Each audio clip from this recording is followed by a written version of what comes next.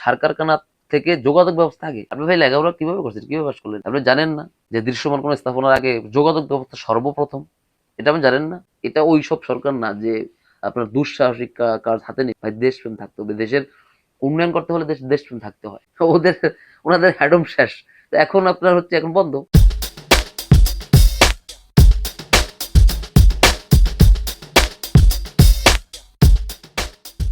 প্রিয় দর্শক আসসালামু আলাইকুম। আরো একটি ভিডিওতে আপনাদেরকে স্বাগত। আজকে আমি আলোচনা করব আমাদের যে কাঙ্ক্ষিত ভোলাবাসীর যে প্রাণের দাবি, প্রায় ২০ লক্ষ মানুষের প্রাণের দাবি ভোলা বরিশাল সেতু, সেটি সম্পর্কে আমি কিছু কথা আপনাদের কাছে বলতে চাই, আপনাদের মাঝে বলতে চাই। আপনারা জানেন দীর্ঘদিন ধরে ভোলার মানুষ, আপামর জনগণ ভোলা বরিশাল সেতুকে বাস্তবায়ন করার জন্য সরকারের প্রতি বিভিন্নভাবে আপনারা প্রস্তাব করেছেন, বিভিন্ন আন্দোলন সংগ্রাম করেছেন। তো এই ভোলা বরিশাল সেতুটি সম্পর্কে একটু কথা বলার আগে আমি ভোলা বরিশাল সেতু সম্পর্কে একটু সংক্ষেপে বলার চেষ্টা করি। সেটা হচ্ছে যেগুলা এইসব তথ্য অনেকেরই অজানা, অনেকেই জানেন না। এই ভোলা বরিশাল সেতুর মানে যে প্রস্তাবনা, এই প্রস্তাবনা অনেক আগ থেকেই উঠেছে। তো তারপরে আপনার একটা ব্রিজের কথা, তো আপনার হচ্ছে একটা সেতুর কথা বললেই তো আর করা হয়ে যায় না। এটার সাথে অনেক কিছু জড়িত থাকে, কথাটা বুঝতে পারছেন? তারপরে আপনার হচ্ছে সম্ভাব্য যাচাইয়ের যে প্রক্রিয়া, সেটা হয়েছিল সর্বপ্রথম ২০২০ সালে। তারপরে আরেকবার হয়েছিল, দ্বিতীয়বার, সেটা হয়েছিল ২০২৩ সালে। তারপরে সর্বশেষ যে সম্ভাব্য যাচাই প্রক্রিয়া, এটা শেষ হয়েছে আপনার ২০২৪ সালের জুনে সম্ভবত। ২০২৪ সালের জুনে এটার সম্ভাব্য যাচাই প্রক্রিয়া শেষ হয়ে তখন সরকার থেকে তারা সিদ্ধান্ত জানালো যে কয়েক মাসের মধ্যেই এটার ভিত্তিপ্রস্তর বা এটার হচ্ছে দৃশ্যমান যেই কাজ, সেটা শুরু হবে। কিন্তু আমরা দেখেছি এই কাজ আর হয়নি। সুতরাং সরকার জনগণের সাথে ফাঁকিবাজি করেছে। তবে আমরা দেখেছি যে ২০২৪ সালের ৫ আগস্ট সরকার পরিবর্তনের পর আমাদের যে অন্তর্বর্তীকালীন সরকার যে আমাদের বাংলাদেশের দায়িত্ব নিয়েছে, এই অন্তর্বর্তীকালীন সরকারের প্রধান উপদেষ্টার একান্ত সহকারী শেখ মঈনুদ্দিন খান রাজেন কি, উনি আপনার ২০২৫ সালে জুনে ভোলাতে এসেছিলেন এই সেতু প্রকল্পকে সামনে রেখে। তখন উনি আপনার হচ্ছে ভোলার আপামর জনগণের দাবিগুলো উনি শুনেছেন। শুনে তারপরে উনি আশ্বস্ত করেছেন যে যে ব্রিজের বা সেতুর যে প্রকল্পর যে প্রক্রিয়া, সেটি চলমান রয়েছে। আপনার তারা সম্ভবত আপনার অন্তর্বর্তী সরকার সম্ভবত যে আপনার জাপানের সাথে চুক্তিবদ্ধ হয়েছে, এই কাজটি করবে জাপানকে দিয়ে। জাপান তাদের অর্থায়ন দিবে। তারপরে তারা বিকল্প হিসাবে রেখেছিল আপনার হচ্ছে কোরিয়া। যদি জাপান কোনো কারণে ফেল করে, তখন কোরিয়ার থেকে তারা অর্থায়ন নিবে। অর্থ নিয়ে তারা ব্রিজটি কমপ্লিট করবে। তখন তারা আশ্বাস দিয়েছিল আপনার ডিসেম্বর অথবা ২৬শে জানুয়ারিতে আপনার হচ্ছে সেতু নির্মাণের কাজ শুরু হবে। কিন্তু আমরা আমি কয়েকদিন আগে দেখেছি অন্তর্বর্তীকালীন সরকারের ৩ উপদেষ্টা ভোলাতে আপনার সফর করেছে। ৩ উপদেষ্টা হচ্ছে আপনার খনিজ উপদেষ্টা, তারপর শিল্প উপদেষ্টা এবং বাণিজ্য উপদেষ্টা। তাদের আসার উদ্দেশ্য ছিল মূলত রাসায়নিক সারের ফ্যাক্টরি করার জন্য। ওটার জায়গা নির্ধারণ করবে। সেতু বা গ্যাস এই ধরনের কোনো চিন্তা ভাবনা তাদের ছিল না। যাই হোক, তারা আসছে, এসে আপনার স্টেট ফরওয়ার্ড তারা বলে দিয়েছে যে ভোলা বরিশাল সেতু নির্মাণের যে নকশা, সেটা এখনো শুরুই হয়নি। সুতরাং আপাতত সেতু হওয়ার সম্ভাবনা নেই। তো এই দাবির পরে আপনার হচ্ছে কিছু পাবলিক তাদের গাড়ি অবরোধ করে সামনে শুয়েছিল। ভাই এভাবে কি সেতু হবে? আপনি চিন্তা করেন, মানে জনগণের টাকায় চালিত সরকার, তারা মানে আলটিমেটাম দিয়ে যায়, জনগণকে আলটিমেটাম দিয়ে যায় সেতুর কাজ এভাবে হবে না, এটা এত তাড়াতাড়ি হবে না, এই সমস্যা কি সমস্যা? যে উপদেষ্টা আপনার বলছে যে আপনার সেতুর কাজ আপাতত হচ্ছে না, নকশাই তৈরি হয় নাই, তা সে বিভিন্ন ধরনের কারণ দেখাইছে। এগুলো কোনো কারণ হলো? এগুলো কোনো সমস্যা হইলো? এগুলো তো বলে সে দাপটের সাথে বলে গেছে সেতুর কাজ আপাতত হবে না। তারপরে আপনার হচ্ছে আপনারা জানেন যে দীর্ঘদিন ধরে আমাদের গত সরকারের যে আপনার হচ্ছে আহ, জ্বালানি উপদেষ্টা, উনি বলে গিয়েছেন যে ভোলাতে যেহেতু আপনার 3টি গ্যাস ক্ষেত্র আবিষ্কার হয়েছে, সুতরাং ভোলার মানুষকে পাইপলাইনে আপনার হচ্ছে গ্যাস সরবরাহ করবে। এটা দেওয়া সম্ভব, খুবই সম্ভব। কিন্তু আমরা দেখেছি যে গত কয়েকদিন আগে যে উপদেষ্টারা এসেছেন, তারা স্পষ্ট বলেছেন যে পাইপলাইনে ভোলার মানুষকে গ্যাস দেওয়া সম্ভব না। সুতরাং এইটাও ওই যে আম পাবলিক যাদেরকে আমি বলি যে কি ওই মানে আম পাবলিক যারা ছিল এখানে, তারা এইটাকেও মেনে নিছে। তারা বলছে আচ্ছা ঠিক আছে, আমাদের পাইপলাইনে গ্যাস দরকার নেই, আমাদেরকে সিলিন্ডারই দেন, না বা না দেন, গ্যাস নেন, তবে সেতু দেন। খুবই ভালো কথা। কিন্তু কথা হচ্ছে এইভাবে বলে তো তারা সেতু সেতু দিবে না বা সেতু করবে না। এই যে ভোলা বেশ সেতুটি হচ্ছে নির্মাণ প্রকল্প, এটা হচ্ছে আপনার যদি নির্মাণ হয় তাহলে বাংলাদেশের সর্বপ্রথম এবং সর্বদীর্ঘ সেতু হবে এটা। এটার আপনার হচ্ছে সম্ভাব্য দূরত্ব ধরা হয়েছে আপনার প্রায় 11 কিলোমিটার, 11 কিলোমিটার প্লাস। আপনার আপনাদেরকে একটু তথ্য দিই, সেটা হচ্ছে আপনার প্রায় 10 কিলোমিটার প্লাস, 10 কিলোমিটারের মতো জায়গা তো আপনার হচ্ছে তেঁতুলিয়া এবং কালাপাতর যে নদী, নদীর উপরে থাকবে দৃশ্যমান। এবং যে বাকি অংশটা সেটা হচ্ছে আপনার মাঝে দুইটা চর পড়বে, এই চরের মধ্যে আপনার রাস্তা আকারে করবে, 4 লেন মানে 4 লেনের রাস্তা হবে আর কি। তো এই যে রাস্তা প্লাস হচ্ছে আপনার এই যে সেতুর নদীর উপর সেতু, এটা আপনার ভোলাকে বরিশালের জেলার যে মূল ভূখণ্ড তার সাথে সংযুক্ত করবে, মানে সড়ক যোগাযোগে সংযুক্ত করবে। তা আপনার হচ্ছে কি আমাদের ভোলাতে আপনারা অনেকেই জানেন যে 3টি গ্যাস ক্ষেত্র আপনার হচ্ছে আবিষ্কার হয়েছে। একটি হচ্ছে আপনার শাহবাজপুর গ্যাস ক্ষেত্র, আরেকটি হচ্ছে আপনার ভোলা নর্থ নর্থ জোন, তারপর আরেকটি হচ্ছে আপনার ইলিশিয়া সম্প্রতি যেটা আপনার এই যে আবিষ্কৃত হয়েছে সেটা হচ্ছে আপনার ইলিশিয়া। আর হচ্ছে শাহবাজপুরের যেই আপনার হচ্ছে গ্যাস ক্ষেত্রটি আবিষ্কার হয়েছে এটা 1995 সালে। এটার গ্যাস উত্তোলন শুরু হয় 2009 সালে। ভোলা নর্থ যেটা সেটা সম্ভবত 2022-এ আপনার আবিষ্কৃত হয়। তারপরে সম্প্রতি আবিষ্কৃত হয় আপনার হচ্ছে ইলিশিয়া গ্যাস ক্ষেত্র। 1443 এরকম হবে আর কি, 1443 বিলিয়ন ঘনফুট গ্যাস এই 3টা গ্যাস ক্ষেত্রে মজুত রয়েছে, যা ভাবা যায়, যার বাজার মূল্য এখন প্রচুর টাকা বর্তমান সময়ে। কিন্তু আমাদের এই যে ভোলা থেকে 3টা গ্যাস ক্ষেত্রের মাধ্যমে সরকার এত এত গ্যাস, এত এত টাকার গ্যাস নিয়ে যাবে, কিন্তু আমাদের ভোলাকে যে দীর্ঘদিন ধরে অবহেলিত করে রাখা হয়েছে, তার কোনো কোনো আমি কদরই তো আমি দেখতে পাচ্ছি না, তার কোনো গুরুত্ব আমি দেখতে পাচ্ছি না। ভোলা বরিশাল সেতু সেটার আপনার হচ্ছে নির্মাণ ব্যয় ধরা হয়েছে সম্ভাব্য আর কি 17,000 কোটি টাকা। তো এটা নিয়ে আমি কথা বলতে চাচ্ছি না, কারণ হচ্ছে আহ, খরচ একটু বেশি হলে এর মজবুত হবে। তো বাংলাদেশের প্রেক্ষাপটে মজবুত হওয়ার অপশন নাই। আপনার হচ্ছে প্রকল্পগুলোতে আপনার খরচ বাড়ায় ধরে বা বাড়ায় দেখায় টাকা মেরে খাওয়ার জন্য, কিছু কাজ করে আর বাকিটা মেরে খায়। কথাটা বুঝতে পারছেন? তা আমি মনে করি যে আপনার হচ্ছে যেহেতু আহ যাইতে পারে, আবার হচ্ছে 10 কিলোমিটারের মতোই তো আপনার নদীর উপর থাকবে, যদিও নদীগুলো আপনার হচ্ছে কম গভীরতার, তারপরেও 10 কিলোমিটার তো নদীর উপরে থাকবে, তেঁতুলিয়া নদী প্লাস কালা বাদর নদী। তো এখানে আপনার হচ্ছে খরচ যাইতে পারে, এটা স্বাভাবিক, অস্বাভাবিক কিছু না। তো যাই হোক, কথা হচ্ছে আপনার মূল যে পয়েন্ট সেটা হচ্ছে আপনারা সকলেই জানেন একটি যোগাযোগ ব্যবস্থা একটি জাতিকে পরিণত করে দেয়। কোনো স্থান যদি আপনি উন্নতি করতে চান বা কোনো স্থান যদি আপনি কোনো স্থানের যদি উন্নয়ন করতে চান, তাহলে সেই স্থানের যোগাযোগ ব্যবস্থা সর্বপ্রথম করতে হবে। যোগাযোগ ব্যবস্থা বিহীন উন্নয়ন সম্ভব না, ইম্পসিবল।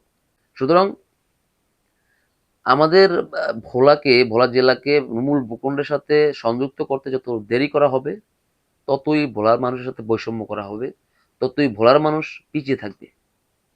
এটা মাস্ট। আমার বিবেচনায় ভোলার মানুষের এমন সব সিদ্ধান্ত নেওয়া উচিত, যে সিদ্ধান্তে বর্তমান সরকার হোক আর ভবিষ্যৎ সরকার হোক, যাতে এই সেতু বাস্তবায়ন প্রকল্পে শুরু করার প্রক্রিয়া যাতে খুব দ্রুত নেয়, এমন ভাবে পদক্ষেপ নিতে হবে জনগণকে।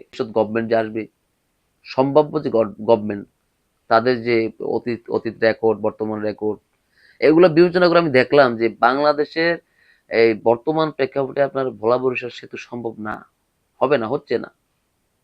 কি দিয়ে করবেন আপনি? করবেনটা কি দিয়ে? 17,000 কোটি টাকা কই পাবেন?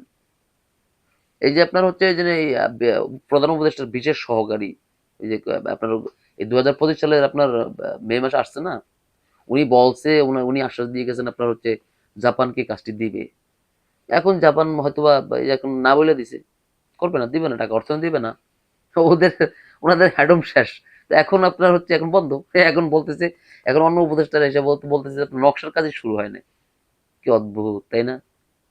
সুতরাং এই এই এই মস্কারি ভোলার মানুষ কিভাবে গ্রহণ করে মানে আমি এটাই ভাবি না, এটাই ভাবতে পারি না, আমি এটাই ভেবে পাই না ভোলার মানুষ এইসব মস্কারি কিভাবে মানে। আবার দেখলাম যে কিছু মানুষ আপনার হচ্ছে গাড়ির সামনে শুয়ে প্রতিবাদ, কি ভাই এগুলা, এগুলা এগুলার কোনো প্রয়োজন আছে?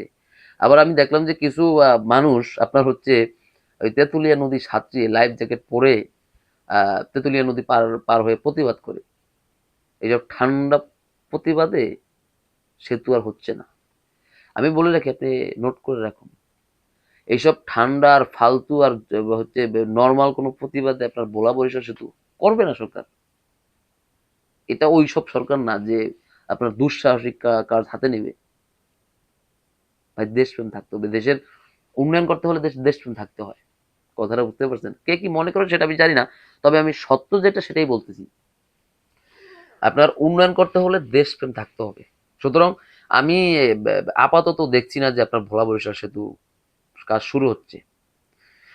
তবে ওনারা এই যে বেশ কয়েকদিন আগে আমি অবাক হলাম যে আপনার হচ্ছে বর্তমানে যে কয়েকদিন আগে যে 3 উপদেষ্টা আসলো, তারা যে কারণ দেখালো, সে তো মন্তব্য করছে কি জানেন?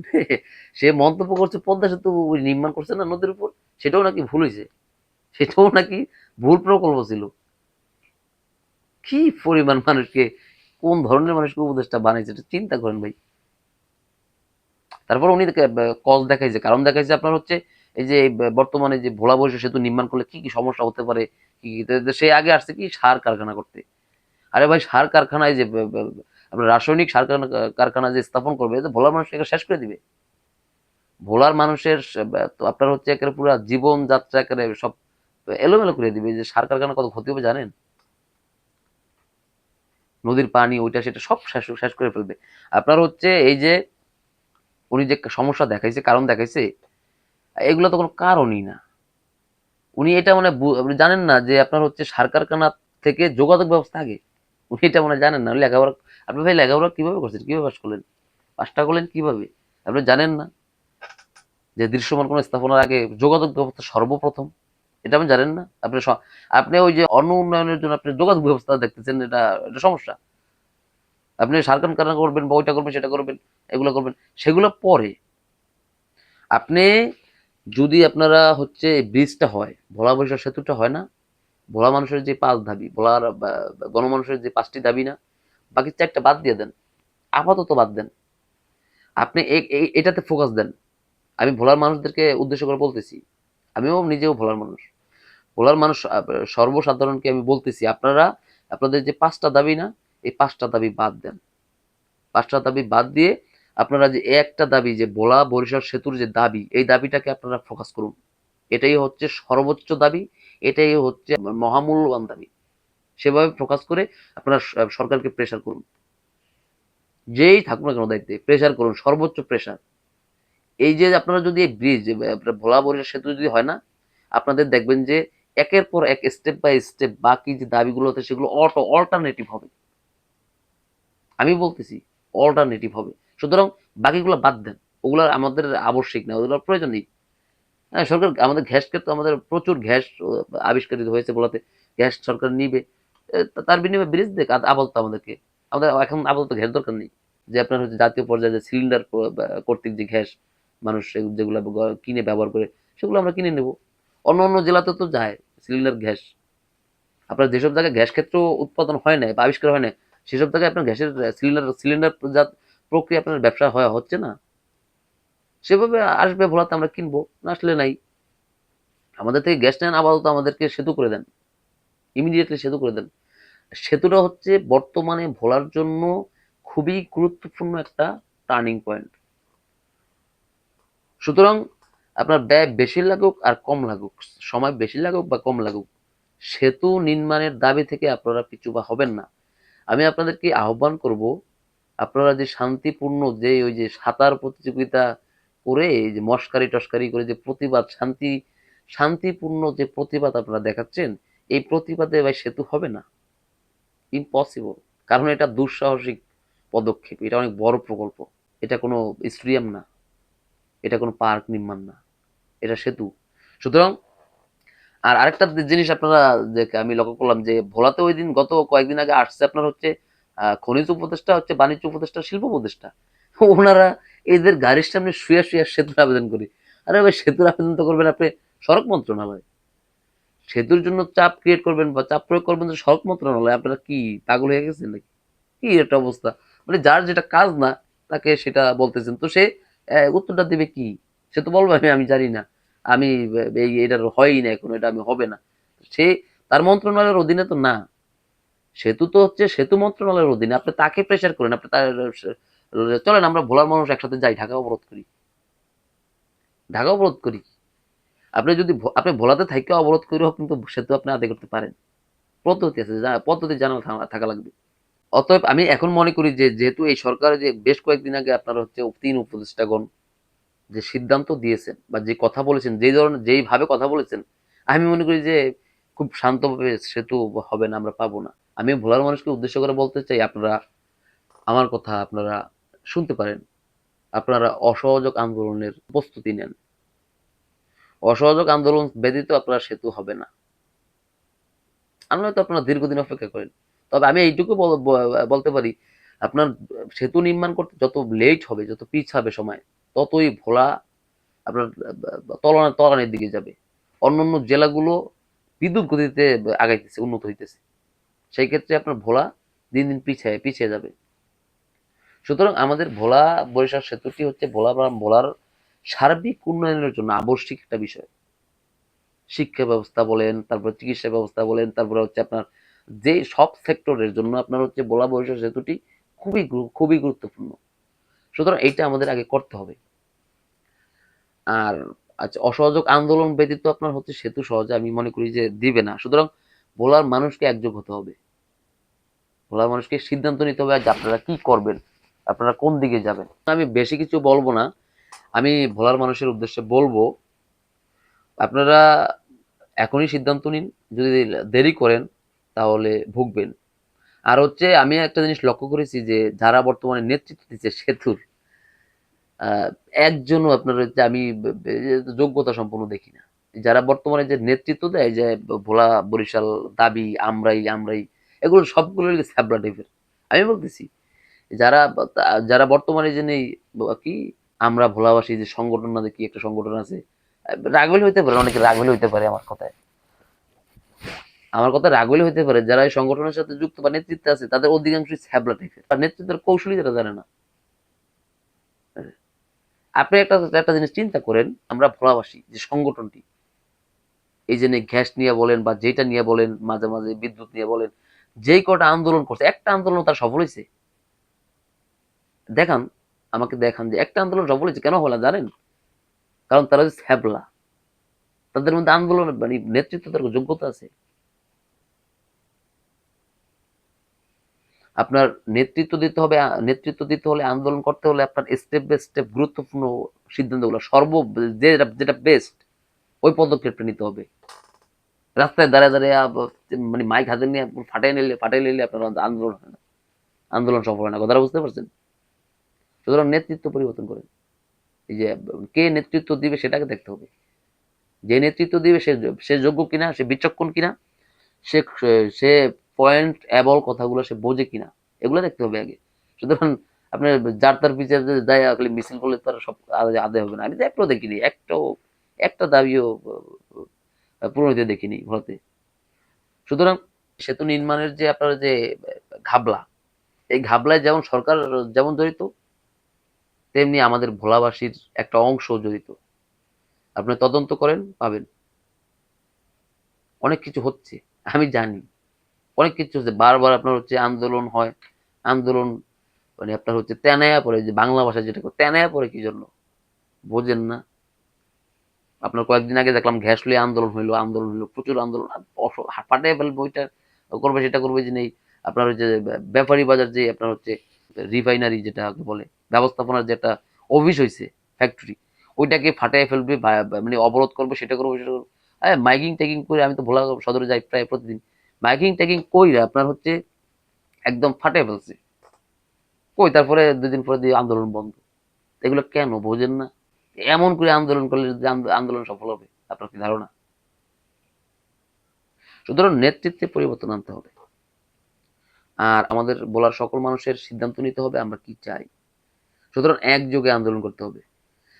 আমি একটা কথা বলি, ধরেন আপনি মোটামুটি সচ্ছল, আপনার এখন কোনো প্রয়োজন নাই। আমি একটা কথা বলি, আপনি যদি ভোলার মানুষ হয়ে থাকেন, আপনার চিন্তা বাদ দেন, আপনি ভবিষ্যৎ প্রজন্মের কথা চিন্তা করে, ভোলার ভবিষ্যৎ উন্নয়নের কথা চিন্তা করে আপনি কঠোর অবস্থানে চলে যান। যদি আপনার কঠোর অবস্থানে যদি সেতুটি নির্মাণ হয়, ভোলা অদূর ভবিষ্যতে কোথায় গিয়ে দাঁড়াবে কল্পনার বাইরে। তখন আপনাকে দেখবেন যে ওই জেনারেশন আপনাকে মনে রাখতে বাধ্য হবে। তখন আপনি হয়তো থাকবেন না, আমি থাকবো না, কিন্তু আমাদের আত্মীয় স্বজন, সন্তান, তাদের সন্তান, তাদের সন্তান উপকৃত হবে। আপনার ওই যে আপনার স্বার্থ নাই, আপনি করবেন না, সেটা বাদ দেন। বাকি যে দাবিগুলো আছে এগুলা বাদ দিয়ে শুধু আমাদের যে প্রধান যে দাবি সেটা হচ্ছে ভোলা বরিশাল সেতু, এটা নিয়ে কাজ করুন। দেখবেন এটা হইলে আপনার হচ্ছে বাকিগুলো অল্টারনেটিভ হবে, স্টেপ বাই স্টেপ অল্টারনেটিভ হয়ে যাবে। ওগুলো আপনার দাবি করে আনতে হবে না। যোগাযোগ ব্যবস্থার যদি উন্নতি হয় না, আপনার ওগুলা হেঁটে হেঁটে চলে আসবে। আমি ফারুক বলে রাখলাম, হেঁটে হেঁটে চলে আসবে। আর আরেকটা জিনিস হলো কি, আপনার হচ্ছে যে নেতৃত্বের যে বিষয়টা, সংগঠনের বা যারা নেতৃত্ব দিচ্ছেন আপনারা, আপনাদের মধ্যে অনেক অপরিপক্কতা আছে, আমি আমি দেখছি। আমি ধরে দিতে পারবো আপনাদের অপরিপক্কতা কি কি।